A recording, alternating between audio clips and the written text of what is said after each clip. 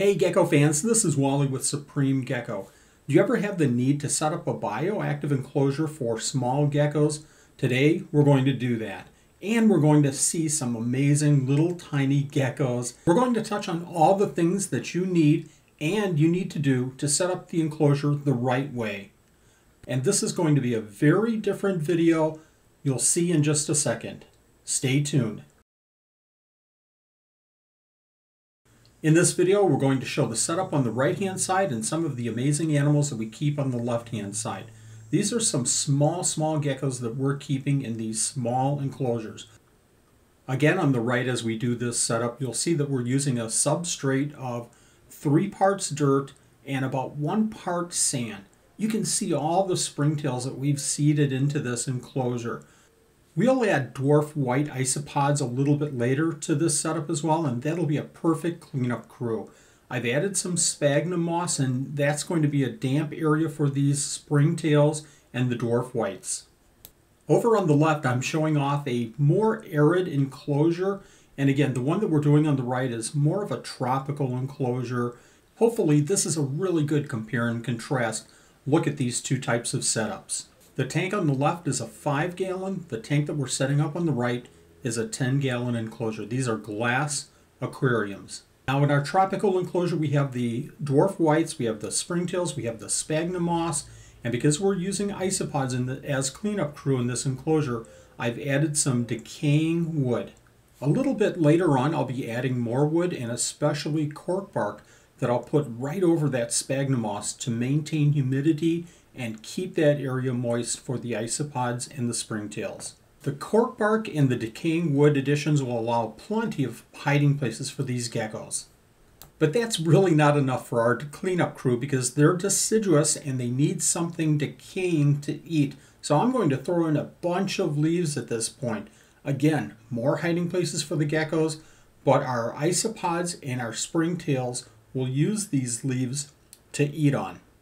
And on the left, we found our gecko. It's Periadora bastardi, and like a lot of these small geckos, they appreciate either an arid or a tropical setup. I finished with the leaves. Let's take a look at this whole setup, and you can see that we have lots and lots of leaves. We have the sphagnum moss area both at the top and bottom of this enclosure, 2 moist areas. I put in a half coconut shell, and that's going to be a great hiding area for these small geckos. And on the left again, we have Periadora stumpi enjoying some dubias. This is a great little gecko.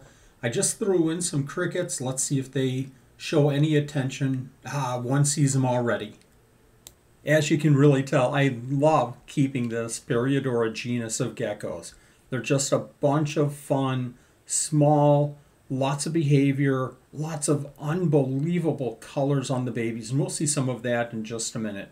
Here on the left side is another enclosure. Again, the substrate is pretty much dirt with a little bit of sand mixed in, and a food dish and a water dish and a lot of hides, some cork bark, and some plastic plants. That's about it. Pretty basic. We're going to go ahead and check for eggs in this enclosure to see if we get any. I'm checking under the hide just to make sure that that sphagnum moss is still moist. Otherwise, I'd add a little bit of water there. Going through the soil, the substrate, and sure enough, there's an egg. Let's take a look at a couple of those Periadora stumpi babies. Aren't they amazing? Unbelievable. Jumping over to our new setup, I've added the Periadora Androidensis. This is the smallest Periadora. They're only about 2 inches maximum length, and you can see that they're getting comfortable in this enclosure. A special note about these geckos is that they love to get inside rolled up leaves. So I'm providing as many leaves in this setup as I possibly can.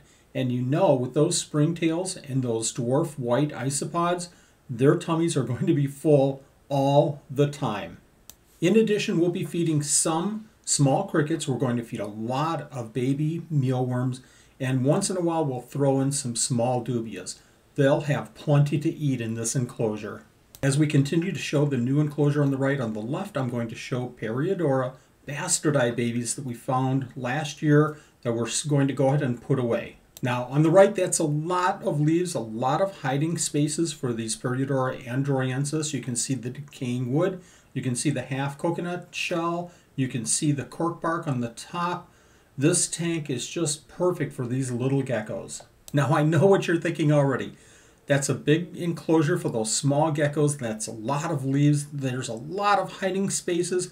How am I ever going to find the eggs in this enclosure? Well, it is going to be a lot of work, but it's going to be worth it because these geckos are just going to love this enclosure. It's just perfect for them. We're going to add a bottle cap food dish in just a little bit, but you can see the water dish in the middle here. I've added water, but I've also added stones in there so that they don't have any issues with falling into the water that might be a little bit deep for them. This should work out fine. I wanted to point out once again that on the right we're going with Periadora Androidensis, a leaf litter type of gecko, but over on the left we have another gecko that likes to get up off the ground once in a while. So we've provided a lot of branches, little climbing areas. We have some different types of leaves. We have some plastic plants. You can really provide any type of decoration you want in these enclosures. Two other items that you must provide for these geckos. One, a heat source. Make sure that you have somewhere in the tank 20 to 30% that's warmer than the rest, usually around 90 degrees. The second item is some kind of a top for these geckos. While they don't jump, they can climb and possibly get out. We like to use screen tops for our enclosures. It just works out perfect for us. If you have any questions about these enclosures whatsoever, leave a comment down below. I always answer comments and questions.